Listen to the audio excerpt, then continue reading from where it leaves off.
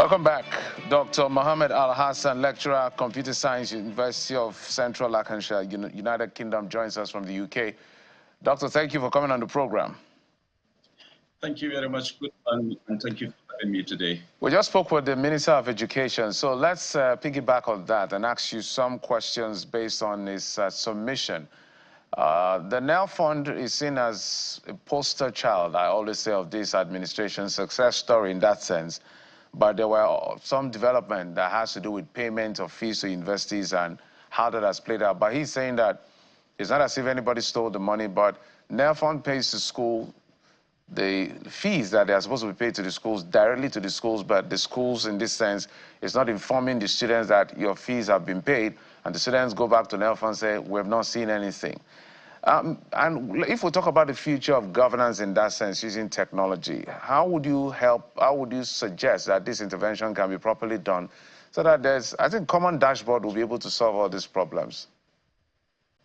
Yes, you're right. I think technology can do a lot to address this kind of issues. So we can come up with, let's say, a specialized AI systems, for example, that we can have in place to look at this kind of budget executed data, for example. So by scanning that kind of data, the system can, predict or detect any discrepancy or maybe any, for example, irregularities, for example. So the chances of having that kind of automated system to detect this kind of irregularities, I mean, I can say is more reasonably okay. I mean, if we can have this kind of systems, obviously we can try to minimize the risk of corruption and also, detect some issues that, that we can flag, I mean, to address in order to have transparent and also accountability of, government expenditure, or I can say government spending specifically on education. So let's move further in terms of one of the things that we're looking at. For me, I don't just like to look at things in isolation.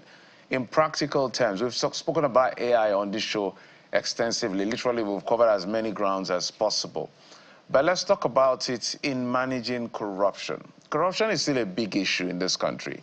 And in my view, if that is not dealt with, especially relating with the rule of law, we're going nowhere with whatever reforms is being put in place, because it's like giving a criminal 100 naira, now you're giving that criminal 1,000 naira for those who steal from public coffers.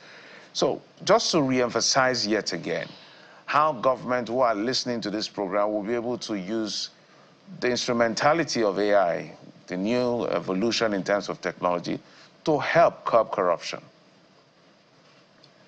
I think the government have a very significant role to play in preventing corruption with using AI. So this is something that obviously the bodies that are involved in fighting against corruption have to look at, for example, the ICPC and also the EFCC. So talking about AI and how we can use AI to, to prevent corruption, we have to look at the data that we have currently. And also that data, we have to look at it from the past, data that we have in records and also the present data that we have, so that we can, build AI system and train that AI system that can even, effectively, predict or detect some irregularities in terms of, finances, public finances. So the idea is we can, flag some issues or any discrepancies that we have, and that AI system can support us to prevent or, minimize corruption.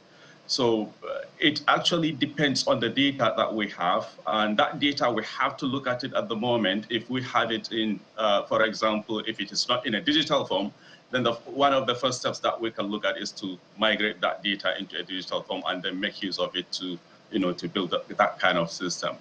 But we cannot do this without looking at, the regulations and also, the policies that we can use to ensure, privacy, and also to ensure that we protect, the data that we have again. So because when we talk about finances, we talk about the data in finances, obviously it's a sensitive data. So we also have to think about, what regulations do we have, in terms of how we use this data to build this kind of system, and how can we trust the systems in preventing this kind of corruption issues. So let's also bring it up to the issue of security, national security in this sense. We're still battling with that. And I don't know how long we need to say this for it to be enough. So we have a situation right now, say, in a place like Calabar or on Road, where people that were abducted over 2 weeks ago are still in abduction, between 20 to 40 persons.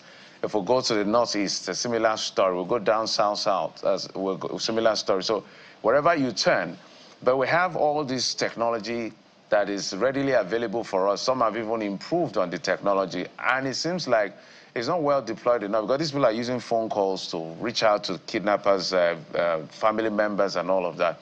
But it becomes quite difficult when it comes to using it to execute and fight crime. Why do you think that is? Well, I think it is obviously very challenging to utilize these resources, or even come up with these resources to, to fight against insecurity, which at the moment our country is battling with. So I completely agree with you. The different parts of the country at the moment is having this serious issue. And obviously, it's something that we have to look at from, let's say, starting with the NCC and the NITDA, for example, have all of the stakeholders involved on how we can utilize these digital resources that we already have to fight against this insecurity issue that we are having at the moment. And again, what can we do with the data that we have to build AI systems that can support us to fight these issues? So AI systems, for example, that we can put in place, let's say smart cameras, for example, or maybe we want to have, let's say a detection mechanism that we can have in our systems that can trace, the GPS locations of, of suspects, for example. So all of this, we have to look at it from different sides of, of the bodies that are involved in managing the security in the country, and also especially the police, and also, the Nigerian army. And obviously, we have to look at the, the NCC, and also. All right, Dr. Alhassan. Yeah. My apology because of time, because it's just tiring to keep talking about AI in isolation. They are using it for their good. We have it here, at least the ones we have. It appears we're not deploying it to get the efficient results we need. Dr. Mohammed Alhassan is a lecturer from Computer Science, University of Central Lancashire, United Kingdom, joining us virtually. Thank you, sir, for coming on the program. Thank you very much. Thank you. All right, we'll take a quick break. When we come back, continue with connecting with our diaspora. At this time, we will be talking about wellness and women's health. Join us again.